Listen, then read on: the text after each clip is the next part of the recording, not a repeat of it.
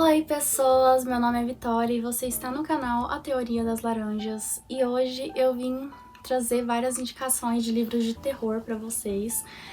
Se eu não me engano vão ser 4 indicações, mas vai ter alguns extras aí no meio, então ó, pega o bloquinho, anota.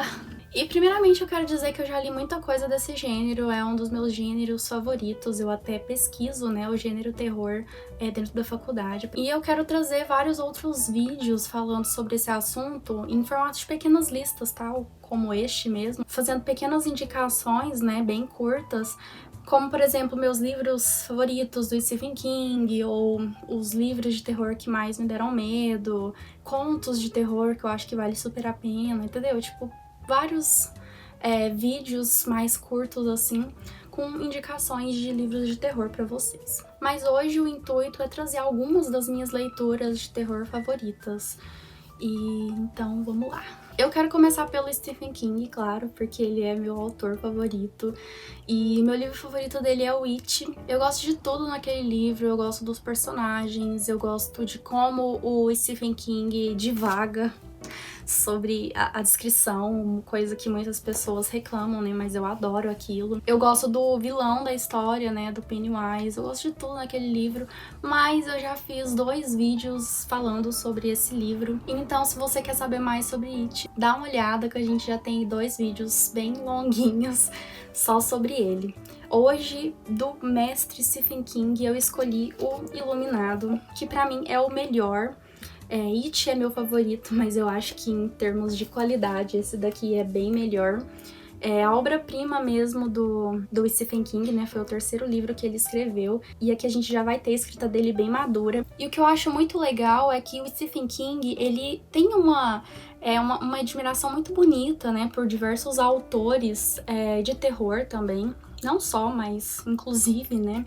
E que ele deixa muito claro isso nas suas próprias narrativas. E aqui a gente vai ter, né, uma história sobre casas mal-assombradas. E aí, se a gente for pesquisar mesmo a respeito das origens mesmo, né, das fontes pelas quais o Stephen King bebeu, a gente vai perceber que ele era muito fã, por exemplo, da Shirley Jackson, que escreveu aquele livro super famoso, que é conhecido como o melhor livro de casas mal-assombradas, tipo assim, do universo, que é A Maldição da Casa da Colina, que a gente tem até aquela adaptação da Netflix, né, aquela série que é A Maldição da Residência Hill, se eu não me engano.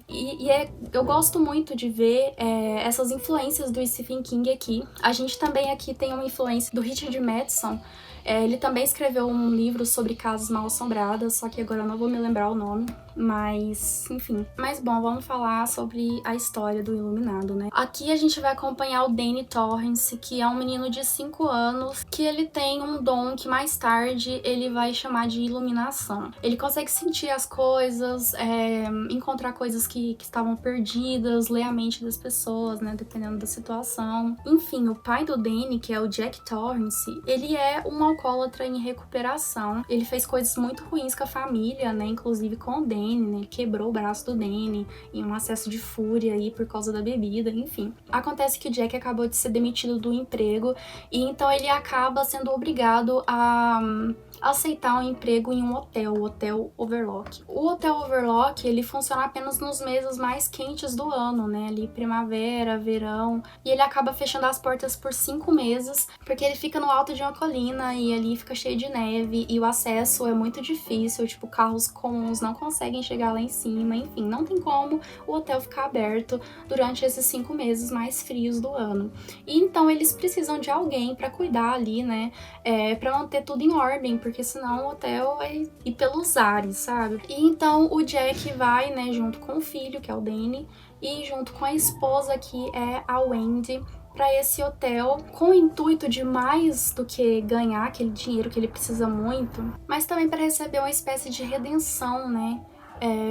Por todas aquelas coisas ruins que ele fez. Então é como se ele quisesse reconciliar com a família e consigo mesmo. Acontece que, é claro, o hotel, ele não é um hotel comum e não demora o Danny perceber, né? E como ele é muito sensitivo, ele acaba percebendo muito rápido que tem alguma coisa ali. E ele percebe também que aquela coisa, além do ter o poder de desnudar as piores coisas dentro dos seres humanos, ela ainda está atrás daquele poder que ele tem, né? E, gente, essa história é uma história claustrofóbica, em alguns momentos dá até um medinho mesmo. É muito angustiante porque eles estão presos ali naquele hotel enorme, eles só são eles três, né, ali dentro. E o hotel, ele exerce uma influência muito grande sobre aqueles personagens e eles não podem sair, né, porque tá cheio de neve lá fora.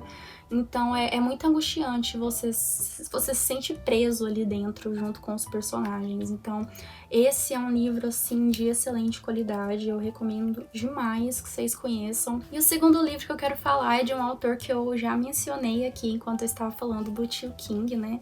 Que é o Richard Matheson com Eu Sou a Lenda. E aqui a gente vai ter uma história que vai revolucionar a ideia que se tinha de vampiros. Os vampiros modernos que a gente vê hoje, eles surgiram com essa história do Richard Matheson, só que mais ainda, o Richard Matheson, ele revolucionou a ideia de zumbis, né?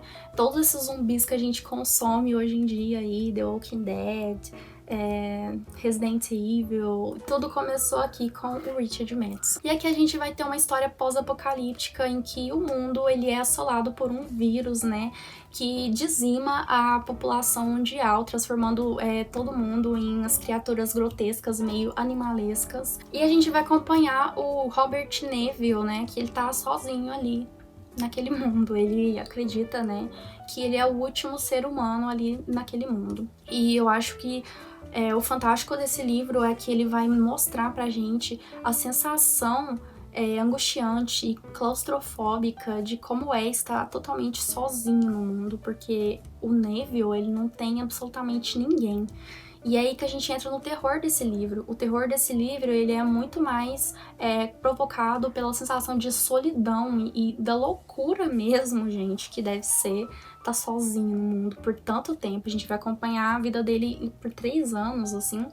Então imagina, gente, você ficar 3 anos sozinho. E eu recomendo muito também a adaptação, gente, com o Will Smith, né? Que ela é muito boa mesmo. Mas eu recomendo muito esse livro. Ele tem muitas diferenças, assim, do filme. E fica aí a minha recomendação. Eu não vou falar muito mais sobre esse livro porque eu fiz uma resenha pra ele. É uma das primeiras resenhas que tem aqui no canal. Então vai lá conferir que eu vou falar bem mais minuciosamente sobre as peculiaridades desse livro, que é um excelente livro, sério. O terceiro livro que eu quero indicar também já tem resenha aqui, foi uma das últimas resenhas que eu postei faz, sei lá, um mês, 2 meses, ou no máximo, assim. Foi um dos melhores livros que eu li esse ano, por enquanto, né?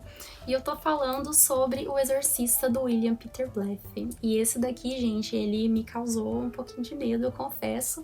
E o motivo é que ele me causou dúvida. Eu não sabia se eu estava lidando com uma menina doente, psicologicamente doente, ou se eu estava lidando com um demônio, gente. Eu cago de medo de demônio. Aqui a gente vai conhecer a Chris, que ela é uma atriz, tá com a sua carreira bem estabelecida ali, né? Ela tá fazendo um bom sucesso. E ela tá gravando um novo filme dela. E acontece que a vida dela vai ser completamente abalada, né? Vai abalar totalmente a carreira dela, todos os planos que ela tinha pro futuro, quando a Regan, a filha dela, fica doente. E a filha dela muda completamente, drasticamente, os comportamentos dela, né? E então a Chris começa a ir atrás do que a Regan pode ter. E primeiramente ela vai buscar, né, psiquiatras, né, pra poder explicar aquilo e dar remédios e fazer alguma coisa pra menina melhorar, gente, porque ela tá realmente muito esquisita.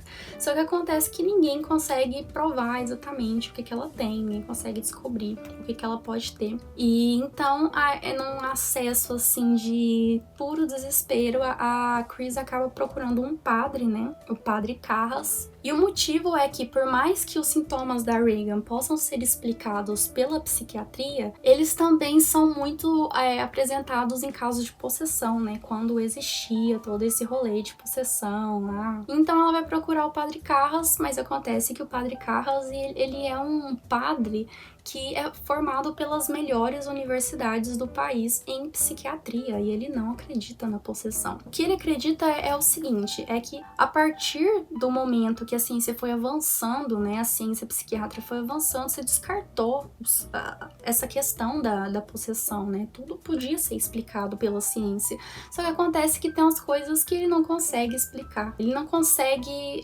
curar a Regan, não tem nada que possa curar a Regan, então ele começa a duvidar dos próprios princípios, da própria fé dele, e começa a cogitar a possibilidade de ser uma possessão. E eu gosto muito desse aspecto desse livro, porque ele vai tratar de tudo muito por meio dessa questão da dúvida que eu tô mencionando, né? E durante todo o livro você vai ficar com essa dúvida, tipo, é um demônio? Ou sei lá, dupla personalidade? É o que pode estar acontecendo. Então a gente vai ter muitas e muitas e muitas informações da psiquiatria e eu gostei bastante disso. Como eu disse, esse livro me deixou um pouquinho com medo, assim. A escrita do William Peter Blatty é excelente. Então, só leiam, gente, é isso. Vocês têm que conhecer esse livro. E por fim, eu quero indicar um livro de terror brasileiro pra vocês. Eu li ele já faz mais de um ano, mas ele nunca saiu da minha cabeça porque eu nunca li nada desse tipo. Nada me provocou tanta tensão e tanto desespero, assim, quanto esse livro, gente. Esse livro é realmente de primeira, assim.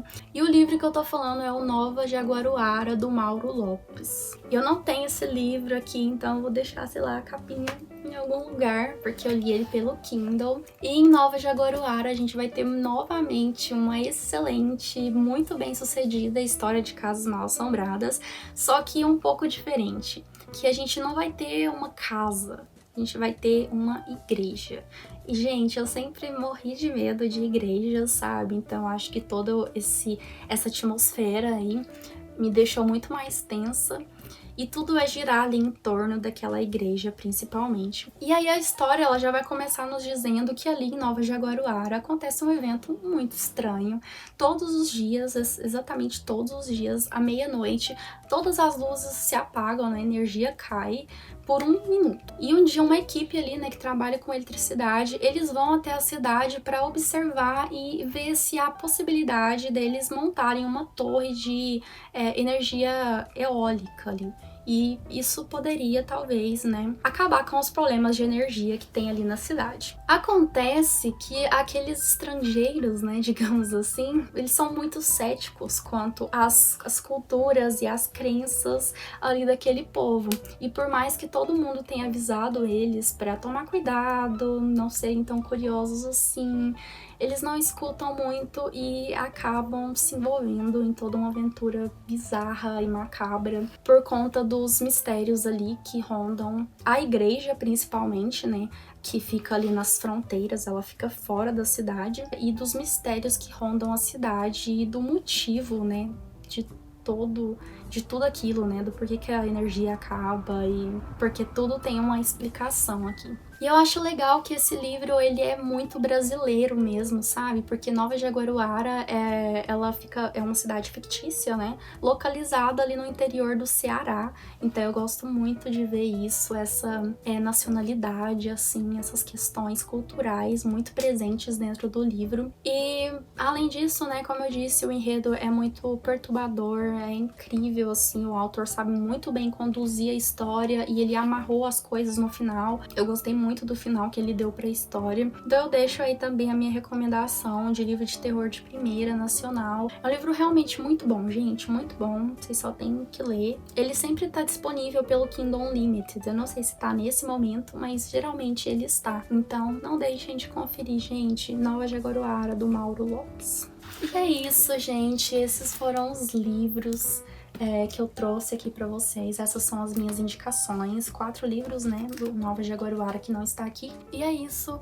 Me contem aí nos comentários se você já leu algum desses. E se você quer, né, outros vídeos sobre essa temática por aqui. Não se esqueça de se inscrever no canal se você ainda não for inscrito, de deixar o seu like e o seu comentário. Um beijo e até mais.